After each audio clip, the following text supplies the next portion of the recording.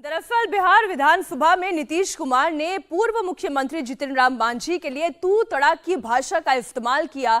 उन्होंने क्या कहा, आइए उन्हीं की जुबानी सुनिए। आरक्षण अब बढ़ा दिए सैद्धांतिक रूप में, हाँ कौन नहीं चाहेगा कि बढ़े, लेकिन धरातल पर क्या है इसके बारे में भी कोई मैकेनिज्म डेवलप करना चाहिए, जो सरकार आज तक मैकेनिज्म डेवलप नहीं किया है। तो इससे कोई फायदा नहीं होने वाला है। इसलिए महोदय मैं कहना चाहता हूं कि दे रहे हैं, हमको बात नहीं समझ में आ रहा है। इनको कुछ आइडिया है?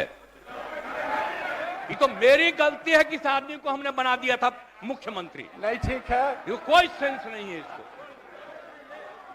ऐसे ही बोलते रहता है, कोई मतलब नहीं है। हो गया। हम कह रहे थे कि आप ही लोगों के साथ रहिए। अध्यक्ष महोदय भाग के चलाया था सात पार्टी में। अध्यक्ष अभी महोदय हम जान करके भगा दिए उधर। अध्यक्ष क्या उधर रहिए, इसीलिए हम कहेंगे बात हो गई है और सब समर्थन कर रहे हैं। प्रभारी मंत्री सुन लीजिए, बता रहे हैं, ये बहुत गलत बात सारे बोल रहे लोग हैं। समर्थन कर रहे हैं। और कोई सेंस है ये जो प्रचारित करता है? सुनो ना, बैठो ना यार, बैठो ना। अरे आप लोगों को जब छोड़ दिए थे, बैठिए, भूलिए मत बात बोल रहे हैं अरे महोदय। भूलिए मत। अरे 13 में जब आप लोगों को छोड़ दिए थे, अब अकेले थे, तो हम अरे चुनो रे यार, कुछ जानते हो, बैठो। हम इसको बना दिए। इसके बाद जितना मेरी पार्टी का लोग था, सब हमको 2 ही महीना में कहने लगा कि गड़बड़ है, इसको हटाइए। और अंत में हमको बाध्य किया, तो फिर हम बन गए थे। कहता रहता है कि ये भी मुख्यमंत्री थे। अरे क्या मुख्यमंत्री था? ये तो मेरी मूर्खता से मुख्यमंत्री बना। नीतीश कुमार जिस तरीके की भाषा का इस्तेमाल कर रहे थे, उससे उनका अहंकार झलक रहा था। ऐसा लग रहा था कि पूर्व मुख्यमंत्री जीतन राम मांझी को कोई सेंस नहीं था। जब विधानसभा के अंदर कुछ और विधायक खड़े हुए, उन्होंने कहा कि आपको ऐसा नहीं बोलना चाहिए, उन्हें चुप रहने की बात कह रहे थे, बैठने के लिए सलाह दे रहे थे, तो उस वक्त उन्हें भी कह दिया कि आपको क्या पता है। इसका मतलब तो यह है कि नीतीश कुमार के अलावा क्या विधानसभा में बैठे हुए किसी और विधायक को कुछ नहीं पता? सारा ज्ञान मुख्यमंत्री साहब को है। खैर, जीतन राम मांझी के साथ बीजेपी विधायक धरना प्रदर्शन कर रहे हैं, तो वहीं आरजेडी नीतीश कुमार के बचाव में है। इसी मुद्दे पर आरजेडी नेता भाई वीरेंद्र से बात की इंडिया टीवी संवाददाता नीतीश चंद्र ने। हमारे साथ हैं आरजेडी नेता भाई वीरेंद्र।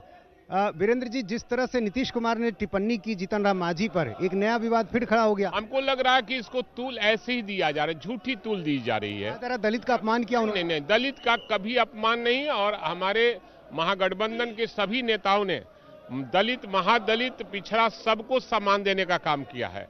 और जो लोग हल्ला बीजेपी वाले कर रहे हैं, ये बड़का झूठा पार्टी है।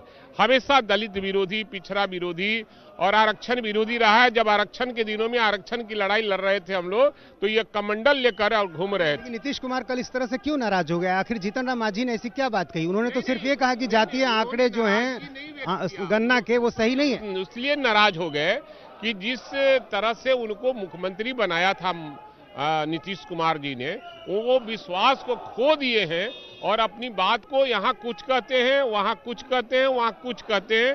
वो विश्वासी नहीं है, इसलिए उन्होंने मन से बिगड़ कर। एनडीए गठबंधन में है, जाहिर है अपने गठबंधन के अनुसार बातों को रखेंगे, इसमें क्या गलत किया? नहीं, हमारे साथ रहकर हमारी बात को एनडीए में पहुंचाते थे, इसलिए उन पर विश्वास, भरोसा लोगों का उठ गया है।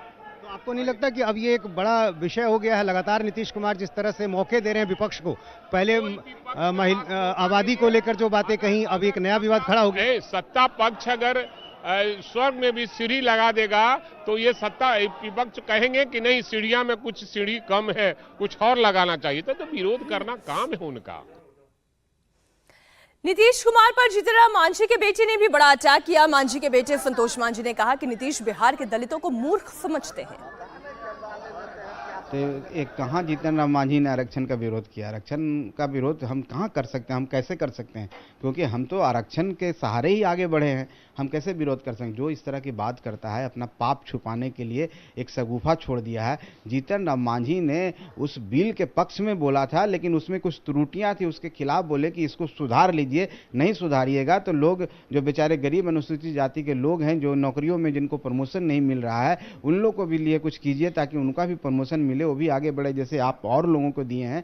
तो इस पर नीतीश कुमार जी जो सच बोलने वाला व्यक्ति हो, वो सच नहीं बोल सकता उनके सामने। एक डिक्टेटर की तरह, तानाशाह की तरह वो यूज कर रहे हैं। चाहे महिला बिल की बात हो, जनसंख्या नियंत्रण की बात को कह रहे थे, और किन लहजों में कह रहे थे कि भाषा की मर्यादा को भूल गए। और आज वही बात है, आप जब संसदीय हमारी मर्यादा परंपरा है, हमको जब बोलने का मौका मिला है सदन के द्वारा, हमारे सदन के माननीय अध्यक्ष के द्वारा, तो आप हमें बोलने देते हैं, हमारी बात को सुनते, लेकिन वो तुम चढ़ाव और जो व्यक्तिगत टिप्पणी है और कहने लगे हम तो बहुत बड़ी गलती कर दी, मूर्खता कर दी है ऐसे लोगों को बना के। इसका मतलब वो दलित को, बिहार के सारे दलित को मूर्ख समझते हैं, अक्षम समझते हैं। वो समझते हैं वो सरकार चलाने लायक नहीं है, वो मुख्यमंत्री बनने लायक नहीं है। ये उनको आज भास हुआ कि हमने बहुत बड़ी गलती कर दी। आपने गलती नहीं किया, आप ऐसे हनुमान को खोजें जब आपकी स्थिति बहुत खराब हो गई थी, पार्टी के अंदर आपके विरोध हो गया था, आपकी जो शर्मनाक हार हुई थी,